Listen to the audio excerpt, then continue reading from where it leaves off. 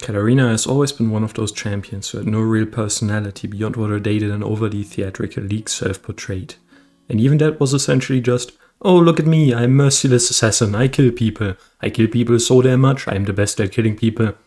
By the way, did you know I kill people? Her biography and short story don't really add much to her personality either, beyond the fact that she was raised, well more like trained, by her father and is desperate to prove her usefulness to her country as well as her father. Which is why when thinking about champions that are interesting in lore, almost no one would really think about Katarina. And neither did I. I would have never even considered Katarina as a protagonist for a new comic, and similarly I really didn't know what to expect from it.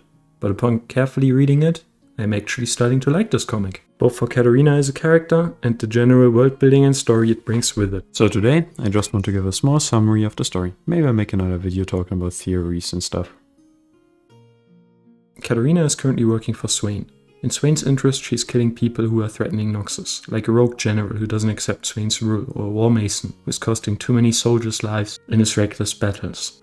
Katarina believes this to be for the best, as she thinks Noxus has changed for the better under Swain, and the individual Swain wants her to kill are threatening this improved Noxus. Talon, her adopted brother, however, doesn't trust Swain much, and doesn't approve of what Katarina is doing, rather having her back home to become the head of her house than an assassin working for Swain. These two meet to discuss just that on a night after a finished job. But after Talon leaves, Katarina gets attacked and knocked out by a person who turns out to be her father she believed to be dead. He takes Katarina on a boat and begins explaining the situation to her. He only pretended to be dead for the Empire's sake, to infiltrate an enemy nation and topple their king.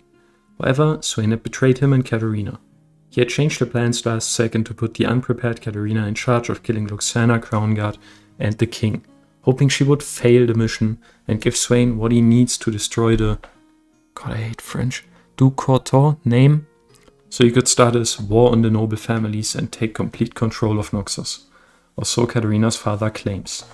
He even claimed all her recent missions were merely to put Katarina on a pedestal before knocking her down. Despite this, Katarina's father instructs her to go through the mission. I don't know why. Maybe they didn't think about this, maybe it's a plot hole, maybe there is a good reason.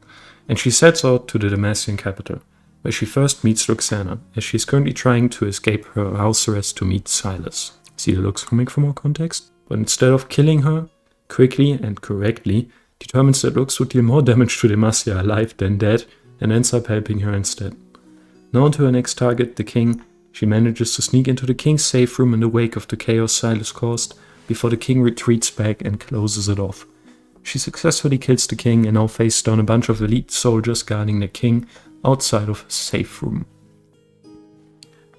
That is it for the comic. Editing Foxy here. When I edited this video, they dropped 4 more chapters. God bless Riot Forge. So this isn't the end yet. The 2 new chapters detail how Katarina escapes after killing the king. First, she defeats and kills the king's guard and escapes the palace. Captain Jarvan, who is also the same person that gave Lux access to the Mage Seeker library, finds the king and remarks how he didn't expect her to actually kill the king, and how this complicates matters. Very ominous. Katarina is later intercepted by Garen on her attempt to flee the city. Who doesn't know Katarina killed the king, as Jarvan told Garen, Katarina is a mage who helped Silas escape, instead of an assassin who killed the king. They trade a few blows before a huge magical explosion at the palace takes away their attention, and Garen decides to go save his sister, more context in the Lux comic. Katarina tries to flee the city by hijacking a silver wing along with its rider, since the bird is apparently very loyal and wouldn't fly without its knight. High up in the air, however, the mentioned knight gets shot by a crossbow and falls off the silver wing, prompting it to throw off Katarina as well. The next panel reveals the shooter, Captain Jarvan, who simply speaks for Noxus. Very mysterious fella. The chapter ends with Katarina lying in a forest, wounded and unconscious. Next chapter, Katarina is woken up by a pair of crows, both figuratively and literally, and wonders how she didn't even break a single bone in the fall. She realizes she fell on a huge magical snail that cushioned her fall, but doesn't spend much time on wondering what it's doing there. 2 weeks later, and Katarina meets Dran, in the tea house we first were introduced to in chapter 2. As it turns out, her old friend Dran is a hemomancer, and stitches her wound together.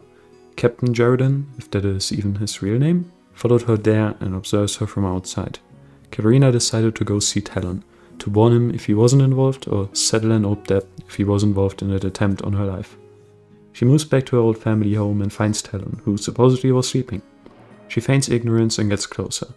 Close enough to smell the scent of her father on Talon, as he pulls a knife trying to assassinate her.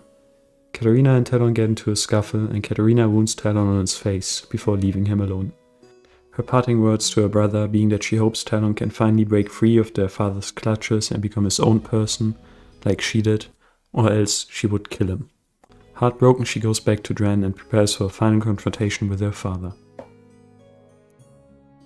That's it. That's all the chapters are out yet. As opposed to the last chapters will be released next Wednesday, and I'm really hyped for that. I'll probably make another update video on that. Maybe it's a bit shorter, and I'll see if I maybe make some theories or some analysis of the comic, if not everything is cleared up in the end.